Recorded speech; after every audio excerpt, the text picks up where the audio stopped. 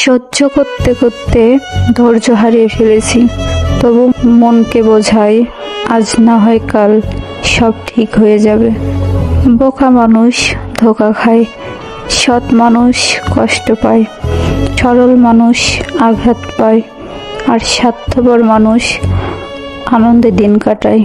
এটাই বাস্তবতা। কিছু মানুষ আছে মায়া বাড়িয়ে জীবন থেকেই হারিয়ে যায়।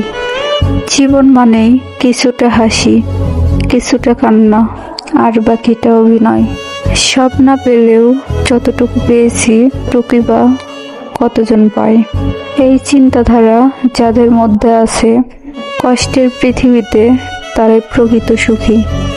কাউকে মিথ্যা বলে খুশি করেছে, সত্য বলে কাঁদানো অনেক ভালো।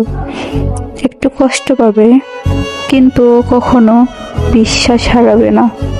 বর্তমানে মানুষকে তুমি যতটা আপন ভাববে, ঠিক ততটা কেউ তোমায় আপন ভাববে না। প্রয়োজন হলে বলবে হাই, আর প্রয়োজন ফুরালে বলবে বাই। অপেক্ষাটা সেই করে যে কাউকে মন থেকে ভালোবাসে।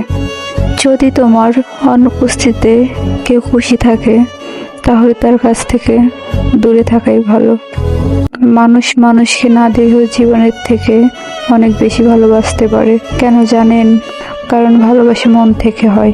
কল্পনায় যে কোনো স্বপ্ন সাজানো খুব সহজ, কিন্তু বাস্তবে সেই গল্প সাজানো খুবই কঠিন। আবেগ দিয়ে দুনিয়া চলে না ঠিকই, কিন্তু আবেগের উপস্থিতিতেই পৃথিবীর প্রতিটা সম্পর্ক তৈরি হয়। তার জন্যই অপেক্ষা করুন, যে আপনার অপেক্ষার মর্যাদা দিবে। জীবনের প্রয়োজনে যদি নিজেকে বদলে ফেলতে হয়, তাহলে তাই করো। হয়তো কিছুটা কষ্ট পেতে হবে, তবুও যে তোমার মূল্য বোঝে না, তার জন্য অপেক্ষা করো না। যখন তোমার কাছে আবেগ মূল্যহীন, তাহলে তখন সে আবেগ দিয়ে ভালোবেসেছিলে কেন? যদি ভালো হতে চাও, তাহলে পুরনো অভ্যাসগুলো বদলে ফেলো, অতীতগুলো থেকে শিক্ষা নাও, নিজের দুর্বলতাগুলোকে গোপন করতে শিখো। তাহলে তুমি ভালো থাকতে পারবে।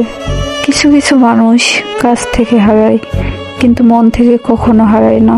সবচেয়ে কাছের মানুষটাই যখন খোঁজ নিতে ভুলে যায়, তখন একা থাকতেই সবচেয়ে বেশি ভালো লাগে।